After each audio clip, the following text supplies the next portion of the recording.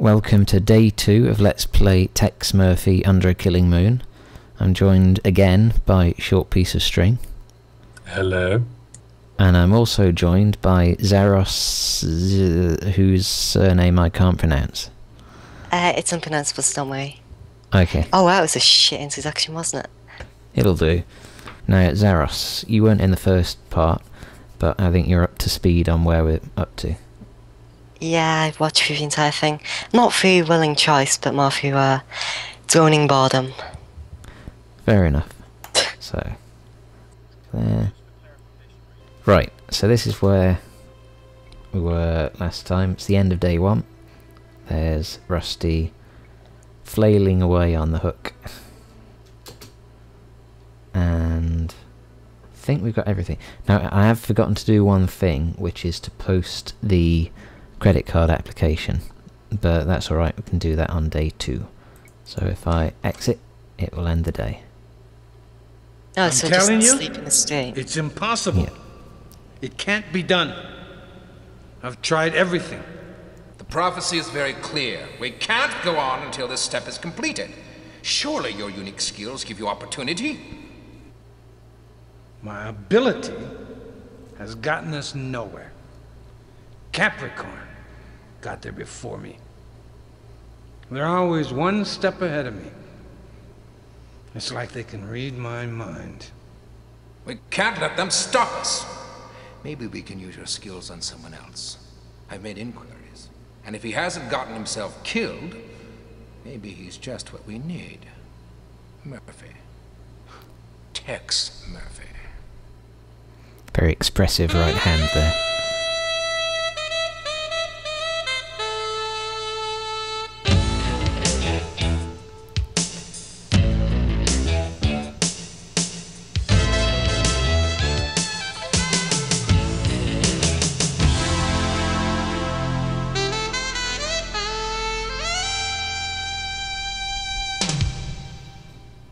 I feel better today than I've felt in a long time. Boy, did I stun Rook when I walked in and handed him that bracelet. Okay, so getting the bracelet back doesn't make me Detective of the Year, but it does stimulate the confidence glands. Maybe I can succeed at this business and turn my career around. But if I'm gonna do that, I better do something about my fax machine. Who knows how many new opportunities I've missed to show the world my greatness. So that's what they call it. He looks like he was in the wrong aspect ratio there. Yeah, it happens quite a bit. I'm not sure why. Maybe they just like squeezed people. So what do we need to... Yes, we need to post that thing. Otherwise we can't get going on this day. So he's got a computer that can find anyone on the planet, but he can't, post a credit card application for it. Well, it's only like the crime link thing, so unless it was a credit card application for a drug smuggling ring, I don't think it really worked. Right. No, I like this bit. Because normally you'd post it the day before, and it'd say, oh, it's gotten a lot quicker, it'll be here tomorrow. But The electronics shop is so desperate for customers, I'll probably have the credit card waiting for me next time I go back to my office. that's what happens if you leave it late. So, let's amble back up here. Slowly.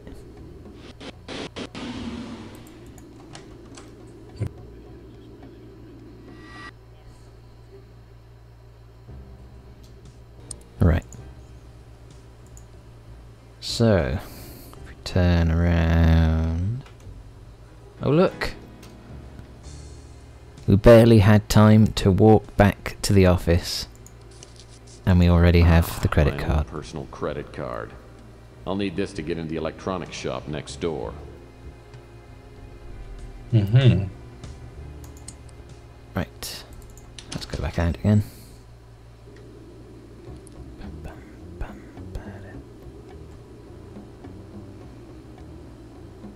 And pop into the electronic shop. This is the brand new electronics shop outlet. No pun intended.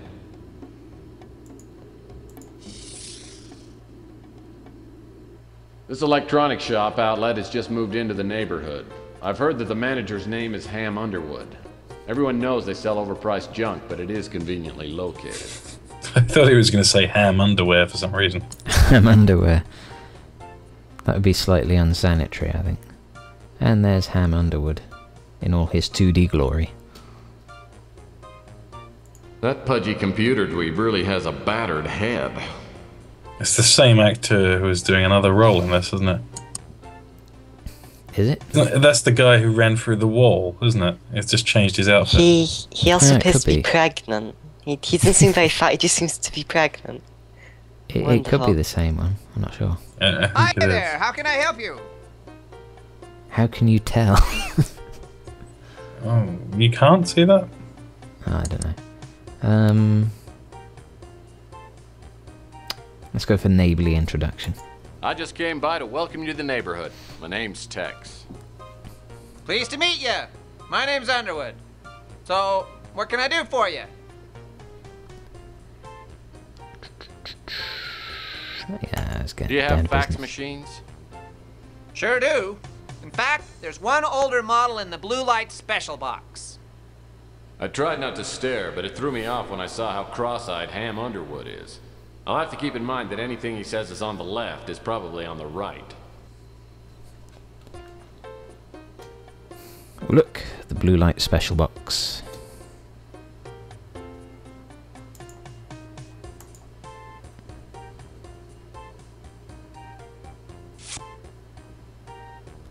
Hooray! A fax machine. The fax machine's so outdated it doesn't even have a brand name. And it's better than nothing. Yeah, there are some other strange things in here. Kids' infrared visors. They stopped making these about 50 years ago and they're still overstocked.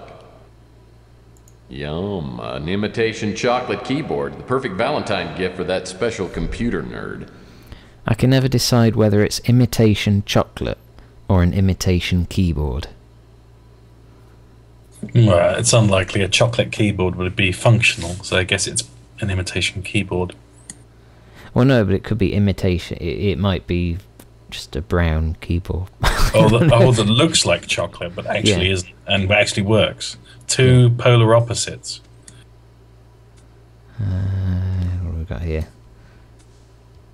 Looks like a core sample from an old sofa. Lovely.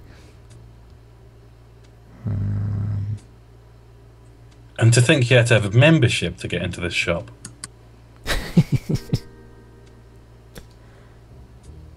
Now that's a solid door. It's probably titanium.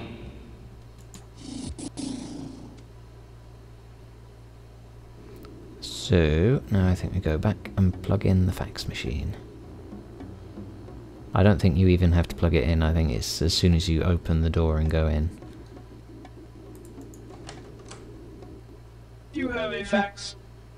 As soon as I hook up the new fax machine, a fax prints out. Oh, finally. Maybe this is a real case. The kind you get paid for. Move my keyboard.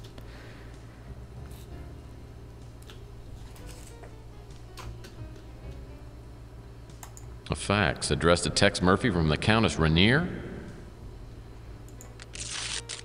Let's have a look at this. Facsimile transmission. Mr. Murphy, you have been recommended to me as someone capable of handling delicate matters with both competence and discretion. I am prepared to pay you handsomely in exchange for your services. I would prefer to give you details in person. That did sound quite bad, didn't it? Yeah, a bit dodgy, one could say. I do not wish to seem impertinent, but time is of the essence. Please meet me at my residence as soon as possible. The address is 1329 Fillmore, Pacific Heights. Fillmore, that sounds quite bad as well. Anyway. Countess M. Rainier. So, let's go there. See what she wants.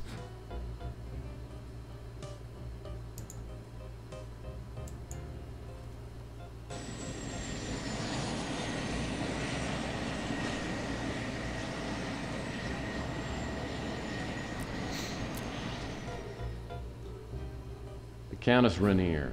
That name smacks of money. Hopefully she doesn't want to hire me to find her lost poodle. As I land my speeder, I see my dream house, only bigger.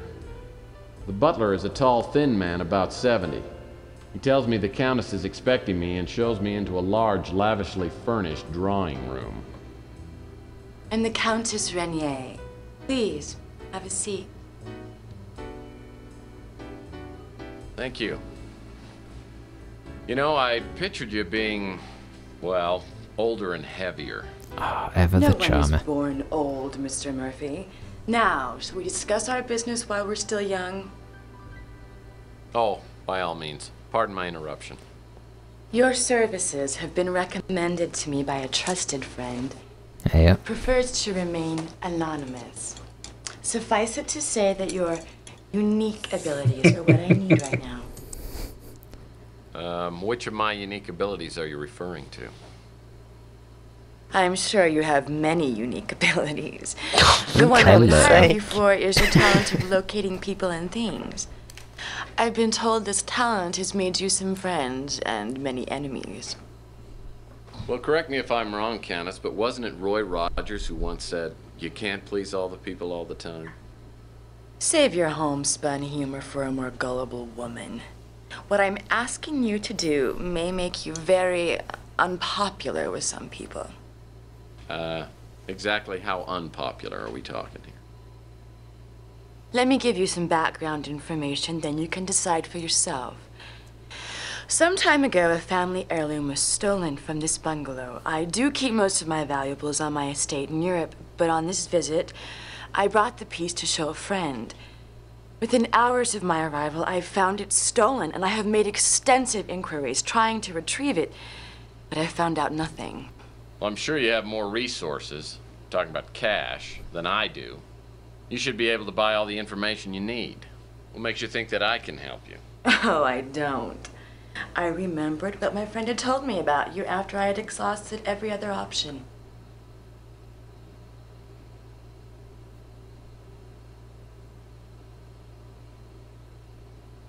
You know, referring to me as your last option could automatically double my fee. I already planned on paying you much more than your usual fee. I'm a wealthy young woman, Mr. Murphy. To give you an idea, the stolen artifact alone is worth more money than you could earn in 10 lifetimes. Oh, we'll see about that when I win the clearinghouse sweepstakes. How quaint. Let's not waste any more time. I need some work done, and I'll pay you well for it. Well, in my experience, getting paid well is a relative term. Your obsession with money is appalling. Oh, I have any number of appalling traits, but I am a good PI. Well, if you prove to be as good as you think you are, I'll pay you a $30,000 finder's fee. Well, let me think about it. Okay, I'll do it. In fact, I'll even mow your lawn at no charge. Try to control yourself, Mr. Murphy. I'll expect you to focus all of your energies on this job, and the methods you use to retrieve the artifact are of no interest to me. But as more time elapses, the less likely it is that the item will be found, and for that reason, I must require you to find it and to return it to me within 1 week. And after that, there will be no finder's fee available to you. Do you pay time and a half after 40 hours? That's a joke. I have stated my conditions. As to the artifact itself, it is a beautiful statuette made of crystal and shaped in the form of a bird. It has been in my family for countless generations, and as I said, it is extremely valuable. There are many collectors who would stop at nothing to own it. Whoever stole the statuette would undoubtedly have gone to the black market and offered it to the highest bidder. I think I saw that statuette you're talking about. Someone was selling it on the Home Shopping Network. Boy, I had no idea it was so expensive. You make jokes, but you cannot possibly know how rare and valuable the statuette is. And now that you have all the necessary information, we'll end this charming visit. Don't bother contacting me until you have the statuette in your possession. And if you are successful in your search, it could change my opinion of you considerably. Here we go. My valet will give you a retainer of $1,000 on your way out. Goodbye, Mr. Murphy. I didn't tell the Countess, but I would have done damn near anything for $30,000.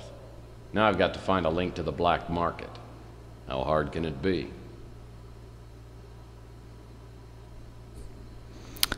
Right, so go to Chandler Avenue.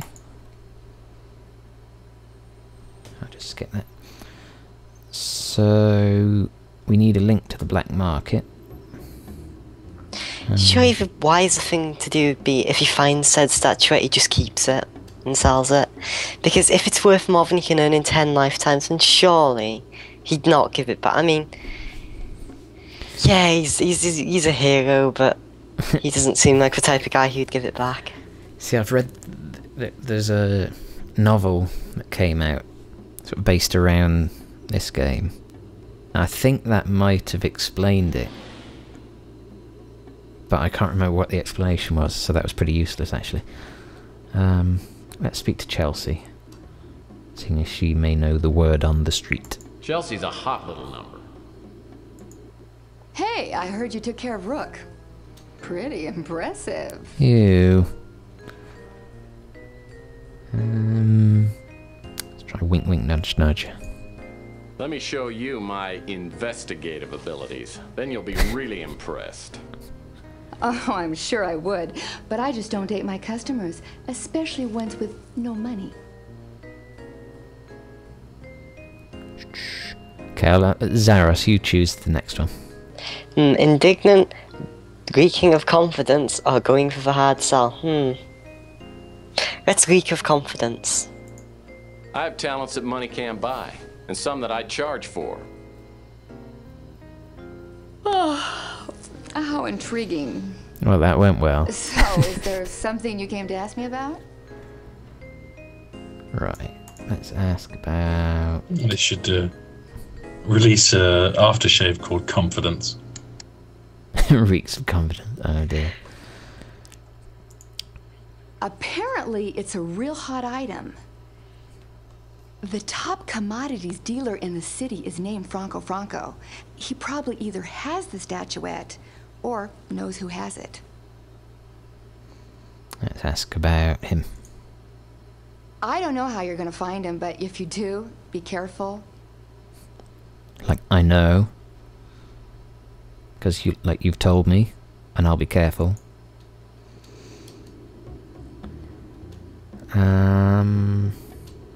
Right. So he's a commodities dealer. So try talking to the police.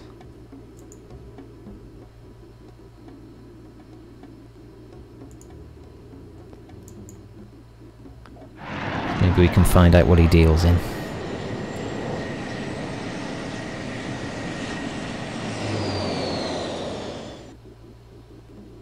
Hey, Murphy, guess what? We got the guy who robbed those pawn shops. Turned himself in. Can you believe it?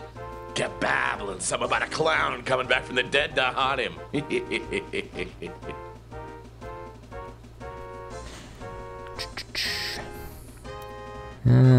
Sweet talking. Well, I'm sure you would have caught him anyway. Knowing that you were on his trail probably drove him over the edge. That butt kissing of yours must be a hard habit to break, eh, Murphy? You must want something. What? No. Fiddlesticks. Back again, eh, Murphy? What can I help you with? Franco Franco. He's a big-time crook. Deals with stolen and illegally imported merchandise, especially jade. Ah, jade, which we just happen to have some of.